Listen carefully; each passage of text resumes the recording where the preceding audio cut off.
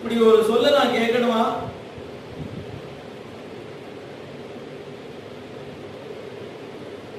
பொதுவா உயிர் பிரியற காலம் வந்துருது அப்படின்னா யமன் அடிச்சாலும் இழுத்துன்னு போவானே, அது மாதிரி யமன் என்ன அடிச்சு இழுத்துன்னு போக கூடாதா?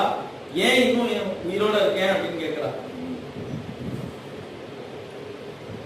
இவ்வளவு நேரம் லட்சுமணர் அந்த காம்பீரியத்துல இருந்து வெளியிலே வரலையாம். இதெல்லாம் கௌசல்யா இப்ப பேசினதுக்கு அப்புறம் தான் லட்சுமணர் முடிச்சுக்கிறார். அது மாதிரி கலப்பி விடுறதுக்கு ஒருத்தர் வேணுமா? அப்படி மூழ்கிட்டாரா ராமரோட கம்பீரத்துல.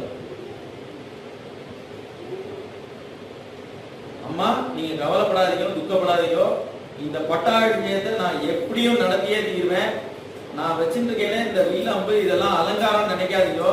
நான் எடுத்து நின்னேன்னா என் முன்னாடி யார் நிற்க முடியும்? இந்த பட்டாபிஷேகத்தை எப்படியும் நான் நடத்திடுவேன், நீங்க கவலைப்படாதீங்க அப்படின்னு